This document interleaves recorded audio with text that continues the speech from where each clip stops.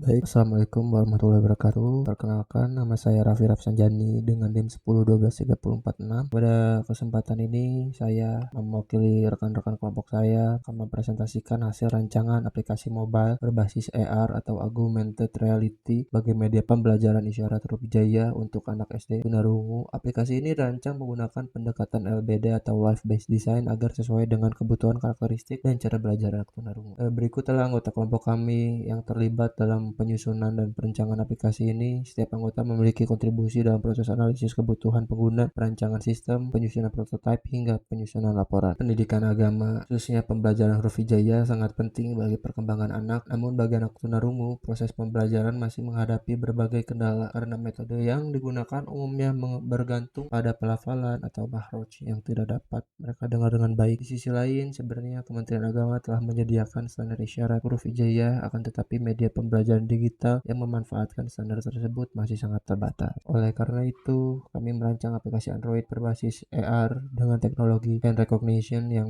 mampu mendeteksi gerakan isyarat huruf hijaiyah secara real time, dilengkapi juga oleh kamus sehingga anak dapat belajar secara lebih interaktif dan mandiri. Baik, berdasarkan hasil analisis, terdapat beberapa permasalahan utama. Yang pertama, pembelajaran masih bergantung pada metode konvensional yang menggunakan pelafalan. Lalu media pembelajaran digital berbasis standar isyarat Kementerian Agama juga masih sangat sedikit. Ketiga, anak belum memperoleh umpan balik mengenai ketetapan gerakan isyarat yang mereka lakukan. Lalu yang terakhir adalah proses belajar masih sangat bergantung pada guru atau pendamping sehingga kesempatan belajar mandiri menjadi terbatas. Untuk mengatasi masalah tersebut, kami mengusulkan aplikasi mobile berbasis AR dan hand recognition yang mampu mengenali gerakan secara real time, menyediakan kamus digital interaktif, memberikan feedback visual terhadap tingkat kemiripan gerakan, serta dirancang menggunakan pendekatan LBD agar benar-benar sesuai dengan kebutuhan pengguna. Lalu selanjutnya ada pendekatan Live Based Design. Dalam penelitian ini kami menggunakan metode LBD atau Live Based Design yang terdiri dari 4 tahapan. Tahap pertama yaitu adalah Form of Analysis, yaitu memahami kondisi biologi, psikologis, dan sosial anak tunarungu. Lalu ada tahap kedua adalah Requirement dan Konsep Design, yaitu menerjemahkan hasil analisis menjadi fitur-fitur aplikasi interaksi visual, mode offline, dan feedback visual. Lalu yang ketiga ada Fit for Life Design, yaitu memastikan prototipe sesuai dengan kebutuhan pengguna dan mudah digunakan. Lalu ada tahap terakhir adalah Innovation Design, yaitu mempersiapkan strategi pengembangan aplikasi agar dapat digunakan secara berkelanjutan di sekolah maupun di rumah. Lalu selanjutnya ada analisis form of life pengguna.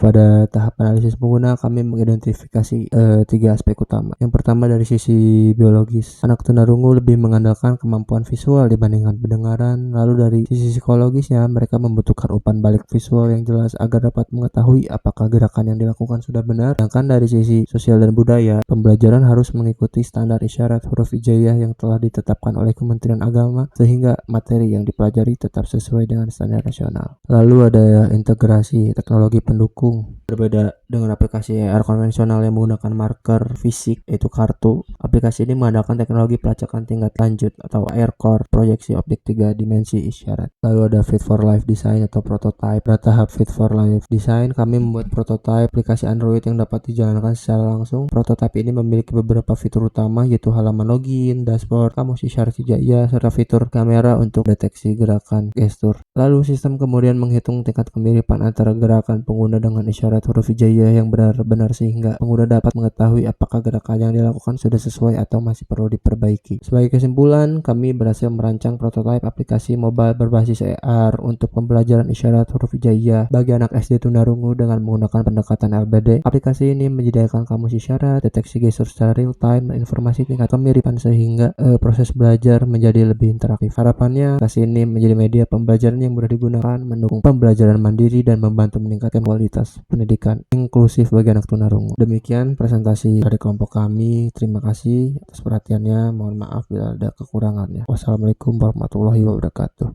Baik, di sini saya sebagai salah satu perwakilan dari kelompok DPL 3. Di sini saya akan mendemonstrasikan salah satu aplikasi yang telah kami buat, yaitu aplikasi AR ASL, yang dimana aplikasi ini berguna untuk pembelajaran para siswa-siswi yang dimana mereka mempunyai kebutuhan khusus, yang dimana kebutuhan khususnya itu yaitu tunarungu. Baik, langsung saja. Di sini kita punya tampilan selamat datang, masukkan nama, dan pilih avatar. Baik, yang pertama di sini saya akan memasukkan dulu nama, misalnya namanya tuh Siti Aisyah. Nah, di bagian pilih avatar, sini kita bisa milih yang mana saja bebas. Misalnya saya memilih yang paling bawah. Nah, di sini ketika user ingin mengubah avatar mereka, mereka tidak bisa langsung menekan avatar yang lain seenak jidat. Jadi kalau misalnya seperti kita ingin ganti avatar lain, misalnya mau yang atas nih. Nah, itu nggak bisa ya. Jadi kita harus menekan dulu avatar yang telah kita tekan sebelumnya. Jadi seperti ini. Nah, nanti si tampilannya tuh bakal kembali kayak seperti semula. Nah, jadi misalkan saya mau ganti dari yang bawah jadi ke yang atas. Nah, seperti ini. Jadi kalau misalnya kita ingin ganti avatar yang lain, kita harus tekan dulu, baru kita tekan lagi. Nggak bisa kita langsung tekan yang bawah, nggak bisa. Nah, di sini juga ada notif yang dimana silahkan pilih avatar Anda saat ini untuk mematahkannya terlebih dahulu. Jadi seperti ini, seperti ini. Baik, langsung saja kita tekan tombol mulai. Nah, di sini ada notifikasi juga berhasil, halo Aisyah, dan juga di atas ada keterangan singkat mungkin mengenai Aisyah, dan di mana di samping kiri atas ada logo avatar yang dipilih tadi, dan juga ada kata-kata Assalamualaikum Siti Aisyah. Baik, langsung saja kita ke bagian kamus terlebih dahulu, tekan tombol kamus. Nah, di sini juga ada metode kamusnya juga, ada notes juga. Nah, di sini ada kamus-kamus bahasa Arab tentunya, dan juga ada pergerakan tangan dari huruf-huruf hijaiyah juga, yang dimana di sini ada misalnya huruf alif, huruf ba, huruf ta seperti itu, huruf sa seperti itu, huruf jim seperti itu, dan lain-lainnya sampai huruf maksuro, marbutah, iya. Nah, di sini juga bisa kalian lihat juga ada banyak-banyak sekali pose-pose tangannya. Baik, sudah kita kembali ke dashboard. Di sini di fitur utamanya yaitu fitur kamera.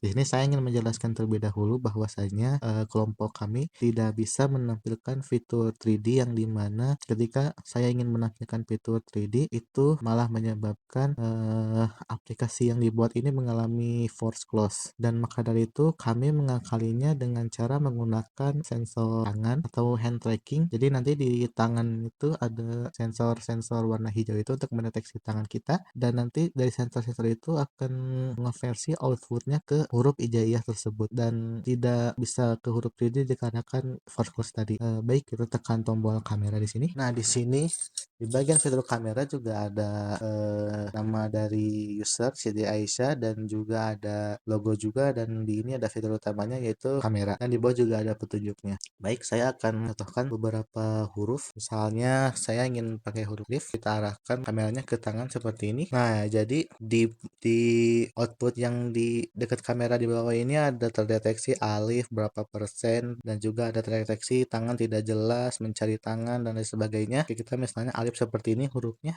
Nah, itu terkadang mendeteksinya seperti alif 90, nah seperti ini 99%, dan juga kadang dia tuh berubah sewaktu-waktu. Misalnya saya huruf seperti ini, huruf ini seperti ini, nah sin seperti ini, dan mungkin seperti ini. Baik, seperti ini alif tadi. Nah, terkadang tuh mereka tidak akurat tuh dikarenakan ketika kita melakukan training dataset pada